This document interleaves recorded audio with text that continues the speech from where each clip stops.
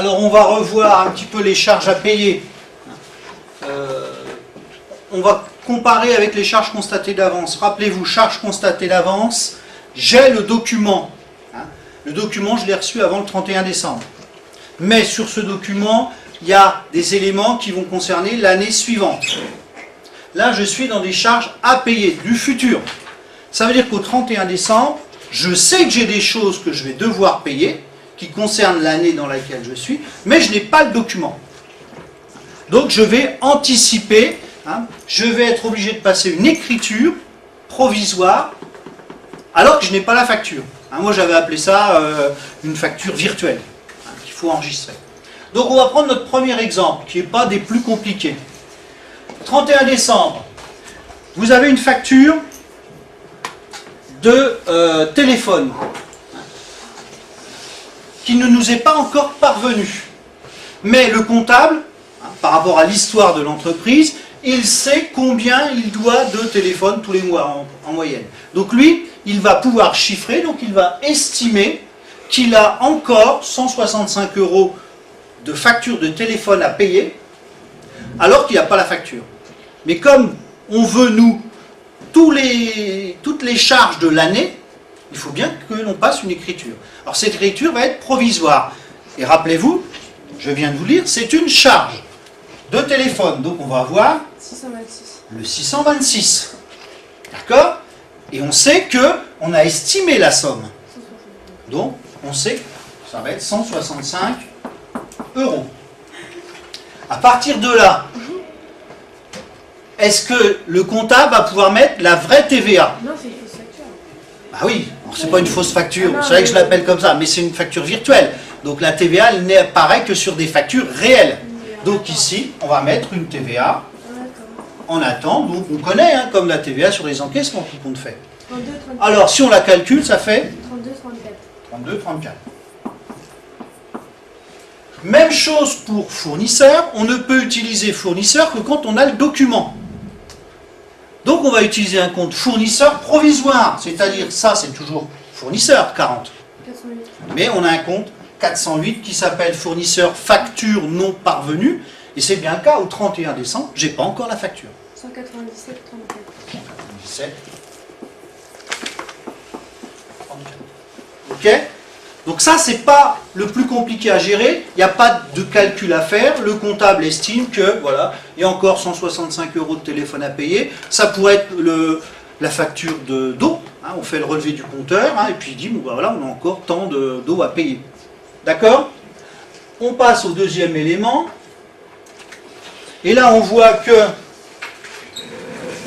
j'ai indiqué une échelle de temps, ce qui veut dire qu'on va avoir quelque chose sur 2 années. Là, on va avoir, mettons, 2010. Et là, on a 2011. Et là, on est au 31-12. D'accord? Alors, il suffit de bien lire l'énoncé pour essayer de placer les éléments. Qu'est-ce que l'on nous dit?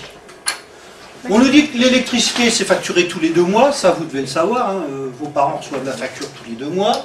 Notre dernière facture pour la période du 16-10 au 15-12 s'élevait à 480 €. Donc on sait que tous les 2 mois, on paye 480 € d'électricité. La prochaine facture sera sensiblement du même montant, c'est-à-dire que le comptable a estimé qu'on n'a pas dépensé plus, donc on va tourner avec 480, mais elle va couvrir la période du 16-12 au 15-2. Là, je vais faire mon repère. On va prendre le 16-12 et on va aller jusqu'au 15-2. On est d'accord? Donc, ça va couvrir cette période-là. On est d'accord?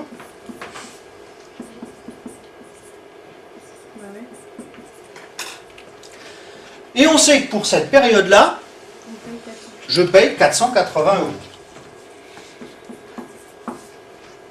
D'accord? Et moi, est-ce que ce sont les 480 € qui m'intéressent? Non. Non. Qu'est-ce qu'en 2010? Moi, ce qui m'intéresse, c'est ça. Je vais le mettre en noir parce que ça passe mieux. C'est ça qui m'intéresse. C'est-à-dire combien de jours? 15. 15 jours. Donc moi, ce qui m'intéresse, c'est 15 jours en 2010. Oui, 14 ou 15, ça va dépendre comment on compte, si on compte le 16 ou pas. Hein. Ça, au jour du bac, on tolère toujours la journée. Hein, est-ce qu'on compte le 15, etc. Donc ça, c'est pas très grave pour le calcul.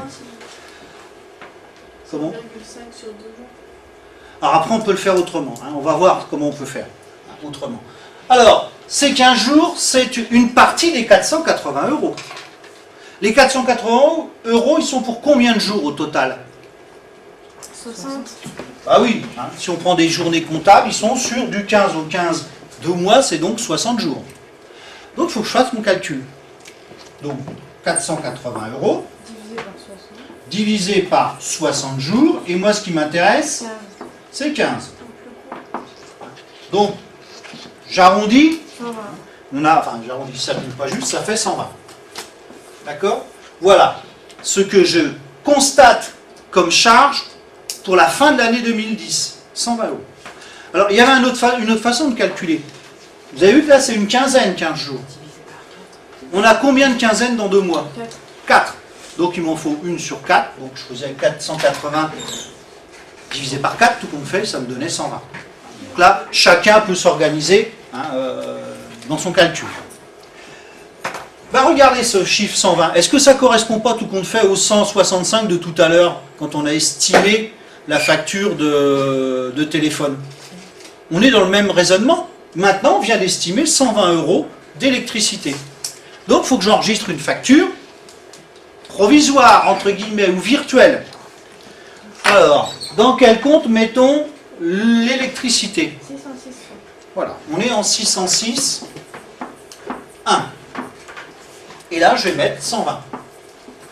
Puisque c'est exactement cette somme-là que je viens d'estimer. Mais comme je n'ai pas la facture, ma TVA, qu'est-ce que je vais devoir faire? La mettre en attente. 44, 58, 6. 23, 52. Pour 23, 52. Oui.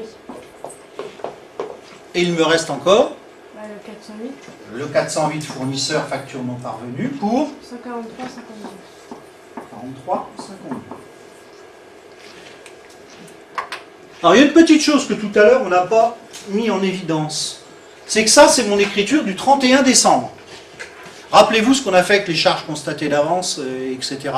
Qu'est-ce qu'il faut que je fasse au 1er janvier? Une extourne. Voilà. Il faut que je la remette dans le bon sens. Rappelez-vous ici, il faut que je fasse l'extourne. D'accord? Alors, j'efface ça, puis on réfléchit sur l'extourne. C'est repris ça? Oui. Alors, on va réfléchir sur l'extourne et essayer de voir que il faut faire attention de ne pas enregistrer la charge 2 fois. C'est ça le principe de l'extourne. Allez, j'efface. Et on réfléchit sur l'extourne. Regardez l'écriture qu'on a passée le 31 12. En noir, on a mis donc 606 pour 120 €. Le reste, à la rigueur, je m'en occupe pas. Je m'occupe de la charge. On a mis 606 ici. OK? Qu'est-ce qu'il va arriver le 15 février normalement? Le 15 février, quelle est la facture qu'il va m'arriver? Bah oui, il va m'arriver la facture de 480 € d'électricité. Les 2 mois d'avant. Des 2 mois d'avant. D'accord? Donc comment je vais faire pour l'enregistrer? Le 15-2. Bah, je vais faire 606,1 pour 480 €. Je fasse ça. Et après, donc, il faut enlever ce qu'on a déjà enregistré. Ce qui veut dire que si je m'arrêtais là, si je ne faisais pas l'extourne, mes 120 €, ils y sont 2 fois. Hein? Une fois pour clôturer 2010, et puis ils sont encore dans les 480. D'où l'utilité de l'extourne. Hein? L'extourne au 1er, ici, au 1er janvier, je remets mon 606 pour 120 € au crédit. C'est-à-dire que j'inverse mon écriture du 31 pour bien avoir qu'une seule fois la charge. Sinon, l'entreprise peut être en difficulté à force de cumuler en double les charges. D'accord? Alors ça, bon, on l'a vu avec les charges constatées d'avance, c'est exactement le même raisonnement. D'accord? Qu'est-ce qu'on met du coup au débit alors, monsieur? Ah ben on inverse l'écriture, donc celle où il y avait 44,58,6, il va passer au crédit, et au débit 408. On soldera le fournisseur, facture non parvenue. Hein. Cette écriture qu'on a passée ici, c'est juste pour nous faire basculer d'une année sur l'autre.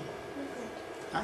Donc on la met le 31 et le premier, hop, on la fait disparaître parce qu'on sait qu'un jour il y aura la facture de toute façon. Alors on n'a pas terminé, on a un autre travail, donc à la suite, où on va constater que là, on a un document. Là, on a un document comptable. Alors, est-ce que ce document est vraiment comptable? Comptable, ça veut dire qu'on l'enregistre. C'est un document commercial, mais c'est un bon de livraison. Qu'est-ce qu'il signifie, ce bon de livraison? Qu'on va être livré. Voilà. Qu'on va être livré. Ouais, qu'on ait été livré et qu'on va avoir une facture un jour ou l'autre. Mais est-ce qu'on va l'avoir dans l'année Ah non, 2010? c'est 32. Ouais, le BL, il est du 30-12, donc le 31, on n'a pas eu la facture. Mais il y a un petit souci, c'est que si on regarde notre stock, On a des documents. on a 150 x 10, on a 1500 € en plus dans le stock de marchandises. Et est-ce que ces 1500 € qu'on a en plus dans le stock, on a la justification par une facture? Non. Ça veut dire que, entre guillemets, on n'est pas en règle. Il y a peu de chances d'avoir un contrôle fiscal le 31 décembre au soir, hein, mais hein, on n'est pas en règle.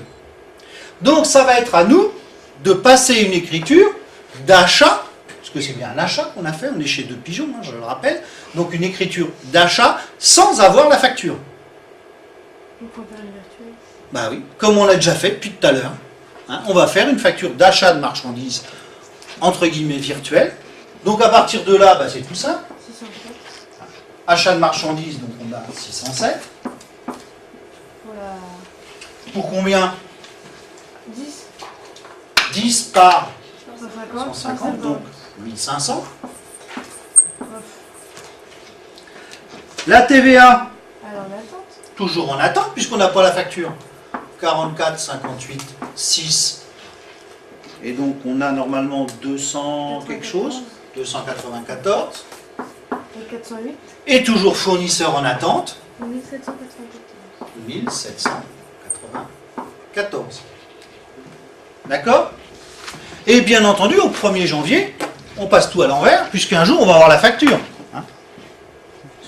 De notre côté, nous, au 31 décembre, on peut avoir oublié de faire un avoir à un client. Donc là, même chose. Il va falloir inventer l'avoir. Même s'il n'a pas été fait physiquement, il faut constater qu'on doit des sous à notre client. Tout le monde se rappelle, hein, une ristourne, c'est le fournisseur qui doit de l'argent à son client parce que il le récompense de sa fidélité, etc. Voilà, on vous donne la somme. 709. Sauf que pensez que c'est un avoir. Hein. Donc on va avoir 709. Hein. 709, il s'appelle comment? RRR accordé. Hein. D'accord? RRR accordé pour 260. TV en attente. TV en attente, quel compte de TVA en attente? 44, 57. Oui, parce que l'acte commercial que l'on fait avec un client, c'est une vente. Donc ici, c'est une TVA d'attente collectée. Si on fait le détail, il y a des entreprises, ils ne s'occupent pas, ils mettent 44, 58, et puis comme ça, on y met tout dedans. Je pense que c'est quand même plus simple de détailler. 50, 96. Et 419. Et c'est là où il faut faire attention. Je rappelle qu'on est ici avec un client. Donc un compte 41. Mais je ne peux pas mettre 411 parce que ça voudrait dire que j'ai fait l'avoir. Il existe. Donc il faut.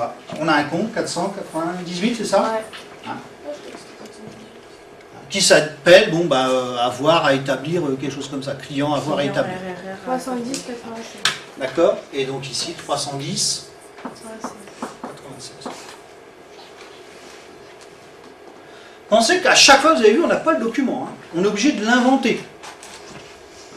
Donc si on invente, on est obligé de mettre tous les éléments qui ne nous appartiennent pas, c'est-à-dire la TVA et fournisseurs, dans des comptes spécifiques.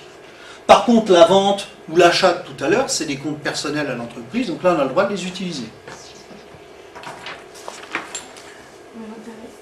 Alors, j'avais un petit peu anticipé tout à l'heure, hein, donc on va voir les intérêts.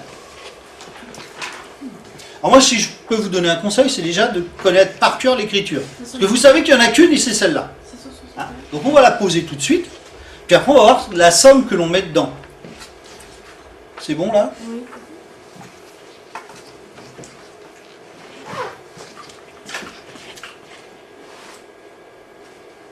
Voilà. Alors, là, j'ai mis un extrait d'un tableau d'emprunt. Des fois, on vous en met beaucoup plus que ça. Hein, puis on vous demande de chercher la bonne ligne. Donc, on sait que l'écriture, de toute façon, ça va être 661 à 518. 18.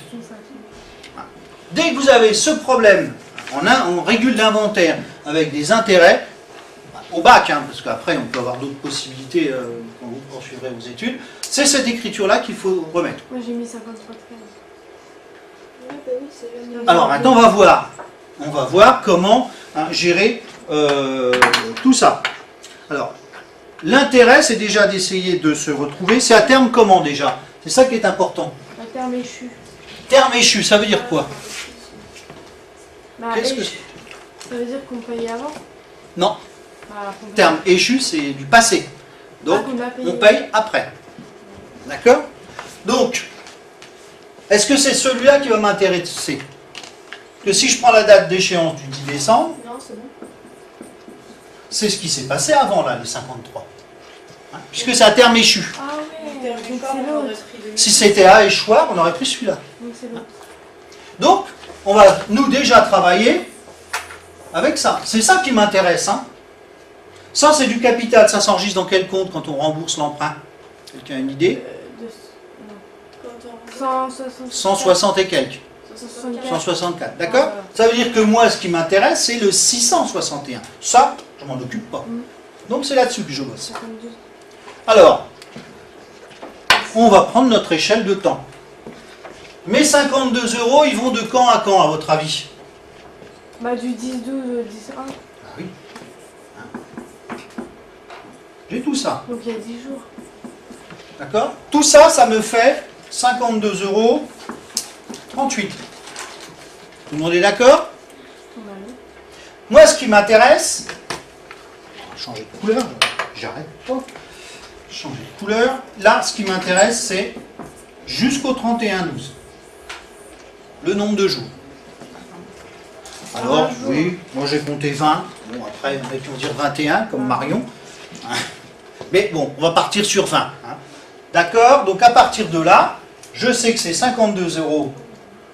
Je les veux sur 20 jours, sur 30. Puisque c'est 30 jours au total. Et ça va me donner mon estimation. 34,92. 34,92 €, c'est ce que vous avez trouvé? 34,92 €. Bah là, l'écriture, qu'est-ce que je vais faire? Bah 34, 80. Voilà, je vais mettre 34,92.